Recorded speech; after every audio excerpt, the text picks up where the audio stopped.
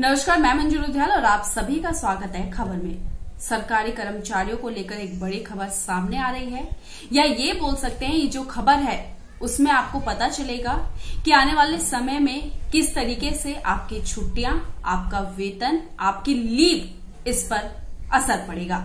पूरी खबर हम आपको दिखाएंगे, क्या बदलाव हुए हैं वो हम आपको दिखाएंगे, लेकिन उससे पहले आपसे अनुरोध करेंगे इस वीडियो को ज्यादा से ज्यादा शेयर कीजिए और साथ ही अपनी राय हमारे कमेंट बॉक्स में लिखना ना भूलिएगा। देखिए पूरी रिपोर्ट।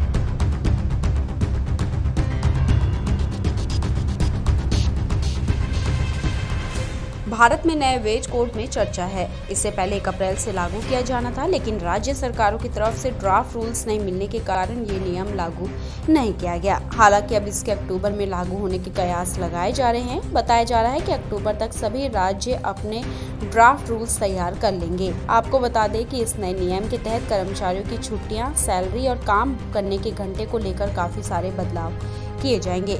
नए वेज कोड के तहत कर्मचारियों के काम के घंटे 9 से बढ़कर 12 हो जाएंगे। श्रम एवं रोजगार मंत्रालय के अनुसार हफ्ते में 48 घंटे कामकाज का नियम ही लागू रहेगा। कुछ यूनियन ने 12 घंटे काम और 3 दिन की छुट्टी के नियम पर सवाल उठाया था। सरकार ने कहा है कि हफ्ते में 48 घंटे काम का ही नियम रहेगा।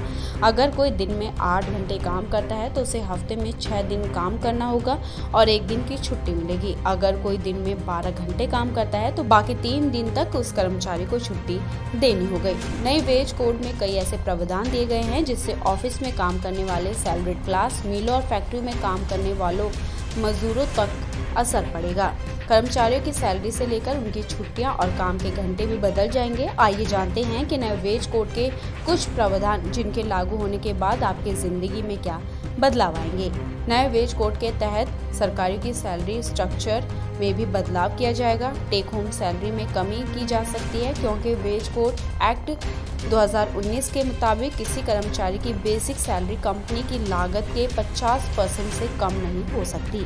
अभी कई कंपनियां बेसिक सैलरी को काफी कम करके ऊपर से भत्ते ज्यादा देती है। कर्मचारियों की अर्न लीव यानी छुट्टियां 240 से बढ़कर 300 हो सकती है। लेबर कोड के नियमों में बदलाव को लेकर श्रम मंत्रालय, लेबर यूनियन और उद्योग जगत के प्रतिनिधियों के बीच कई प्रावधानों पर चर्चा हुई, जिसमें कर्मचारियों की अर्न लीव 240 से बढ़कर 300 किए जाने की मांग की गई। पहली बार देश के सभी तरह के वर्कर्स को मिनिमम वेज यानी न्यूनतम सैलरी मिलेगी। प्रवासी मजदूरों के लिए नई स्कीम्स लाई जा रही है। इसके अलावा सभी मजदूरों की सामाजिक सुरक्षा के लिए प्रोविडेंट फंड की सुविधा दी जाएगी। संगठित और असंगठित सेक्टर के सभी कर्मचारियों को ESI का कवरेज भी मिलेगा। इसके तहत महिलाओं को सभी तरह के कारोबार में काम करने की इजाजत होगी। उन्हें नाइट शिफ्ट करने की भी मंजूरी मिल जाएगी। इसके साथ ही बेसिक पे बढ़ने से कर्मचारियों का PF ज्यादा कटेगा, यानी आपका भविष्य पहले से ज्यादा सुरक्षित हो जाएगा। PF के साथ साथ ग्रेजुटी में भी योगदान बढ़ जाएगा, यानी टेक होम सैलरी जरूर घटेगी, लेकिन कर्मचारियों को रिटायरमेंट पर ज्यादा रकम मिलेगी। असंगठित क्षेत्र के कर्मचारियों के लिए भी नया वेज कोड लागू होगा। सैलरी और बोनस से जुड़े नियम बदलेंगे और हर इंडस्ट्री और सेक्टर में काम करने वाले कर्मचारियों की सैलरी में समानता आएगी। खबर के लिए ब्यूरो रिपोर्ट।